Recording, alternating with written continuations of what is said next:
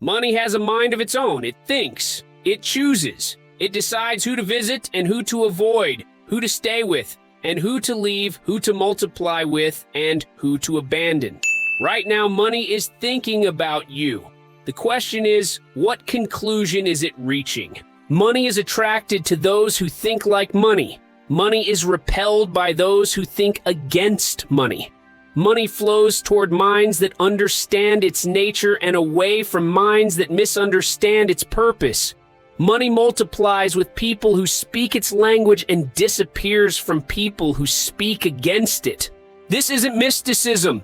This is mechanics. This isn't philosophy. This is physics. Money operates according to universal laws, just like gravity, just like magnetism, just like electricity. And just like these forces, money responds to those who understand how to work with it and punishes those who work against it. But here's what most people never realize: money doesn't think like you think. Money doesn't feel like you feel. Money doesn't worry like you worry. Money doesn't fear like you fear. Money operates on an entirely different frequency, follows entirely different rules, responds to entirely different signals. The poor think like people and wonder why money avoids them. The wealthy think like money and wonder why money finds them. Andrew Carnegie understood this when he became the richest man in America. Carnegie didn't just accumulate money. Carnegie became the kind of person money wanted to accumulate with. He thought like money thinks. He moved like money moves. He operated like money operates. And money responded by flowing to him like iron filings to a magnet. But thinking like money requires you to understand what money actually is. Money is not paper. Money is not metal. Money is not digits in a computer. Money is stored value. Money is crystallized energy. Money is concentrated effort. Money is time compressed into exchangeable form.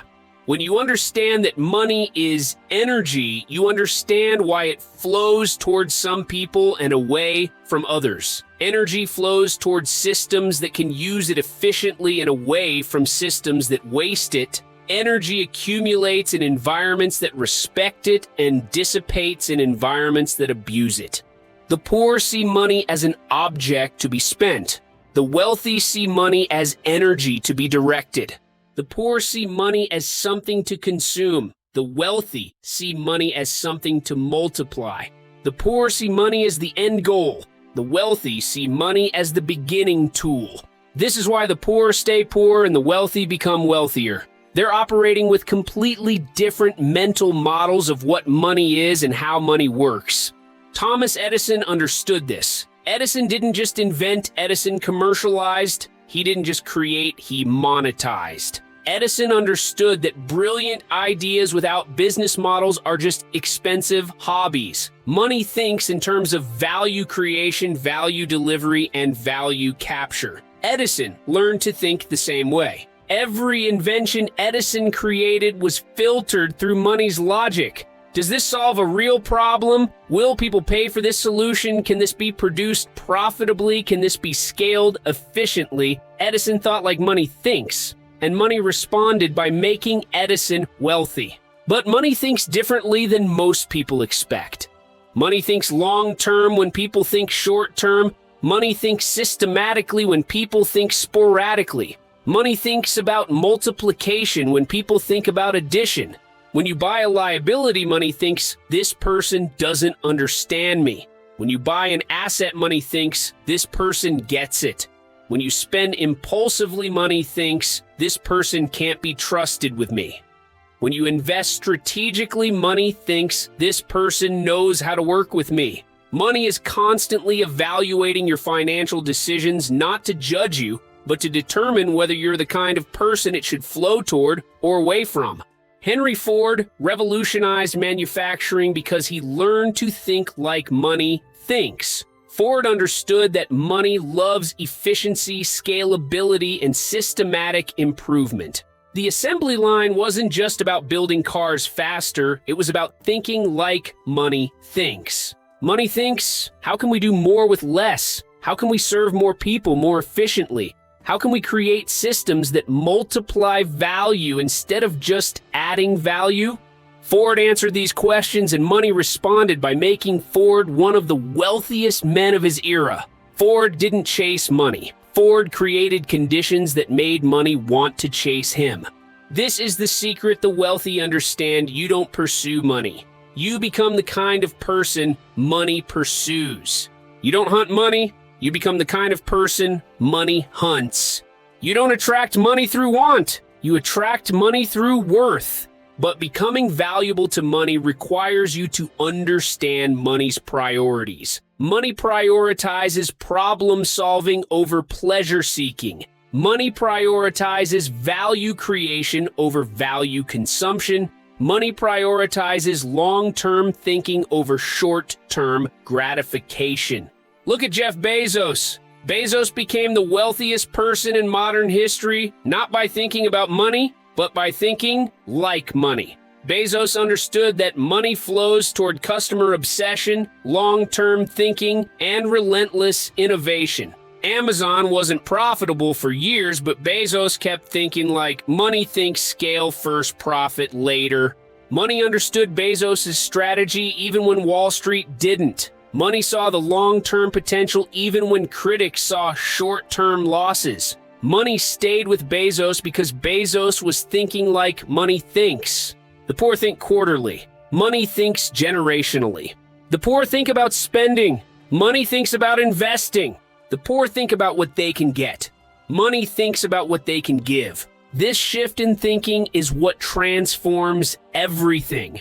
When you start thinking like money thinks, you stop being its victim and start being its partner. You stop being its target and start being its ally. You stop being its servant and start being its collaborator. But collaboration with money requires you to respect money's rules. Money has rules. Money has preferences. Money has patterns. Money has principles. And money rewards those who learn these rules and punishes those who ignore them. Rule 1. Money flows toward value. The more value you create, the more money flows toward you. The less value you create, the less money flows toward you. This isn't unfair. This is physics. John D. Rockefeller created value by bringing order to the chaotic oil industry. Money flowed toward Rockefeller because Rockefeller was creating massive value for millions of people. Walt Disney created value by bringing joy and wonder to children and families. Money flowed toward Disney because Disney was creating emotional value that people treasured. Steve Jobs created value by making technology beautiful and intuitive. Money flowed toward Jobs because Jobs was creating aesthetic and functional value that enhanced people's lives. The amount of money that flows toward you is directly proportional to the amount of value you create for others. This is money's fundamental law. This is money's core principle. This is money's basic rule. Rule 2, money multiplies through systems. Money loves systems because systems create predictable, scalable, repeatable results. Money hates randomness because randomness creates unpredictable, limited, unrepeatable results. Ray Kroc understood this when he built McDonald's into a global empire. Kroc didn't just create restaurants, Kroc created systems. Systems for cooking, systems for serving, systems for training, systems for managing. Money loves systems because systems multiply money. The poor work in the business, the wealthy work on systems. The poor trade time for money. The wealthy create systems that generate money. The poor depend on themselves to make money. The wealthy depend on systems to make money. Rule 3, money compounds through patience. Money thinks in decades, not days. Money thinks in years, not months. Money thinks in generations, not quarters. Warren Buffett became one of the wealthiest people in history by understanding money's relationship with time. Buffett lets money compound over decades. He doesn't interrupt money's growth with impatience. He doesn't disturb money's multiplication with anxiety. The poor want money now and lose money later. The wealthy wait for money to compound and gain money forever. The poor spend money on things that depreciate. The wealthy invest money in things that appreciate. The poor interrupt compound interest with withdrawals. The wealthy protect compound interest with patience. Rule 4. Money flows toward fearless minds. Money is attracted to courage and repelled by fear. Money goes where it will be deployed boldly, not hoarded fearfully.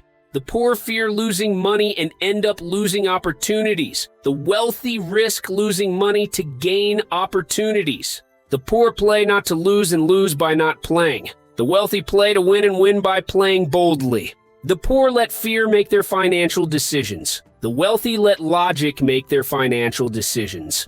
But understanding money's rules isn't enough. You must embody money's mindset. You must think like money thinks at the cellular level, at the instinctive level, at the automatic level. When you truly think like money, spending becomes an investment decision. Every dollar you spend is evaluated against its potential return. You don't spend money, you deploy capital. You don't buy things, you acquire assets. You don't make purchases, you make investments.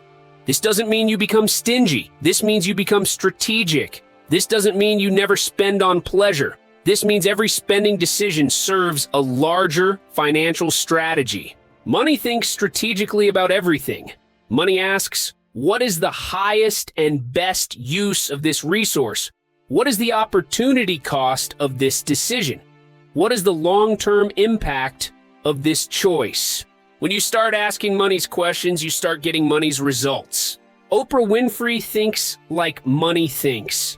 Every show Oprah produced, every business Oprah built, every investment Oprah made was filtered through value creation. Oprah understood that money flows toward those who serve others at the highest level. Oprah didn't just build a media empire, Oprah built a value creation empire. Money responded by making Oprah one of the wealthiest women in the world. The poor think about what they can get from others. The wealthy think about what they can give to others. The poor think about extraction. The wealthy think about contribution. The poor think about taking value. The wealthy think about creating value. But thinking like money requires you to overcome the mental programming that keeps most people poor. You've been programmed to think that money is scarce, that wealthy people are greedy, that making money requires you to take advantage of others. These beliefs are anti-money beliefs. These thoughts are anti-wealth thoughts. These attitudes are anti-prosperity attitudes. And money responds to these beliefs by staying away from people who hold them. Money is not scarce. Money is abundant. There are trillions of dollars flowing through the global economy every single day. The question isn't whether there's enough money. The question is whether you're positioned to receive your share. Wealthy people are not greedy. Wealthy people are generous. The wealthiest people in history have been the most generous people in history. Carnegie built libraries. Rockefeller funded universities. Gates fights disease. Buffett gives away billions. Making money doesn't require taking advantage of others. Making money requires creating advantage for others. The more advantage you create for others, the more money flows to you. These are money's truths. These are wealth's realities. These are prosperity's facts. But reprogramming your mind to think like money requires more than just changing your beliefs. It requires changing your behaviors, your habits, your daily practices. Money thinks in terms of daily discipline, not occasional effort. Money thinks in terms of consistent action, not sporadic activity. Money thinks in terms of persistent execution, not periodic enthusiasm. The wealthy have daily money habits that align with how money thinks. They read financial statements daily. They review investment performance daily. They track expenses daily. They monitor cash flow daily. They think about money daily. The poor think about money only when they don't have enough. The wealthy think about money especially when they have plenty. The poor avoid thinking about money because it creates anxiety. The wealthy embrace thinking about money because it creates opportunity. The poor see money management as punishment. The wealthy see money management as profit. But daily discipline must be supported by strategic education. Money thinks in terms of continuous learning, continuous improvement, continuous evolution. Money flows toward minds that are expanding, not minds that are stagnating. The wealthy study money constantly. They read books about investing, attend seminars about business, hire coaches for financial strategy. They understand that money education is money multiplication. The poor see financial education as expensive. The wealthy see financial ignorance as expensive. The poor think they can't afford financial education. The wealthy know they can't afford financial ignorance. The poor learn about money when they need money. The wealthy learn about money before they need money. Charlie Munger, Warren Buffett's partner, reads for hours every day. Munger understands that money flows toward minds that are constantly learning, constantly growing, constantly evolving. The poor think learning stops after school. The wealthy know learning accelerates after school. The poor read for entertainment. The wealthy read for enhancement. The poor consume information. The wealthy apply information. But information without implementation is just sophisticated procrastination. Money thinks in terms of action, not intention. Money thinks in terms of execution, not education. Money thinks in terms of results, not reasons. You can study money all you want, but if you don't apply what you learn, money will find someone who will. You can understand money perfectly, but if you don't act on your understanding, money will flow to someone who acts. The poor know what to do, but don't do what they know. The wealthy do what they know, even when they don't feel like doing it. The poor let emotions drive their financial decisions. The wealthy let systems drive their financial decisions. The poor wait until they feel ready to take action. The wealthy take action to get ready.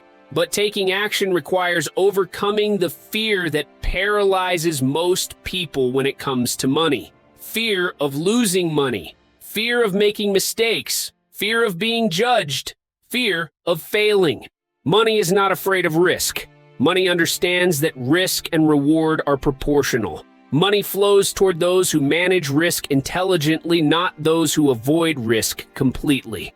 The poor avoid all risk and get no reward. The wealthy manage calculated risk and get proportional reward. The poor see risk as danger. The wealthy see risk as opportunity. The poor let fear of loss prevent potential gain. The wealthy let possibility of gain motivate intelligent risk. Richard Branson built the Virgin Empire by taking calculated risks that others were afraid to take. Branson understood that money flows toward courage, not toward comfort. Every Virgin business started with a risk. Virgin Records was a risk. Virgin Atlantic was a risk. Virgin Galactic was a risk. But Branson calculated these risks carefully, and money responded by multiplying. The poor take uncalculated risks and lose money predictably. The wealthy take calculated risks and make money systematically. The poor gamble with money they can't afford to lose. The wealthy invest with money they can afford to risk. The poor risk everything to gain something. The wealthy risk something to gain everything. But calculated risk requires accurate information. Money flows toward information, not toward ignorance. Money flows toward research, not toward assumptions. Money flows toward data, not toward opinions. The wealthy make money decisions based on facts, figures, and analysis. They research markets, analyze trends, study opportunities. They don't make emotional decisions, they make informed decisions. The poor make money decisions based on feelings, fears, and assumptions. They don't research, they guess. They don't analyze, they assume. They don't study, they speculate. Money rewards those who do their homework and punishes those who don't. Money rewards those who think before they act and punishes those who act before they think. Money rewards those who plan their moves and punishes those who move without planning. But planning without execution is just elaborate procrastination. Money thinks in terms of speed, not slowness. Money thinks in terms of urgency, not delay. Money thinks in terms of now, not later. The wealthy understand that speed of implementation is often more important than perfection of strategy. They launch businesses before they're perfect, start investing before they have complete knowledge, take action before they feel completely ready. The poor wait for perfect conditions and miss good opportunities. The wealthy take advantage of good conditions and create perfect opportunities. The poor prepare to act but never act. The wealthy act while they prepare. The poor plan to start. The wealthy start to plan. This is why money flows toward the wealthy and away from the poor. The wealthy think like money thinks and act like money acts. They understand money's language, respect money's rules, and align with money's priorities. And when you truly think like money, something remarkable happens. Money starts thinking like you. Money starts seeing you as an ally instead of an adversary. Money starts treating you as a partner instead of a stranger. Money starts flowing toward you instead of away from you. Money starts recognizing you as someone who understands its nature, respects its power, and knows how to work with its energy. Money stops avoiding you and starts approaching you. Money stops leaving you and starts staying with you. Money stops working against you and starts working with you. This is the ultimate transformation from thinking about money to thinking like money, from chasing money to attracting money, from working for money to having money work for you. When money thinks like you, opportunities appear that weren't there before. Investments perform better than they should. Business deals work out in your favor. Financial doors open that were previously closed. This isn't luck. This isn't coincidence. This is alignment. This is resonance. This is the natural result of thinking like money until money thinks like you.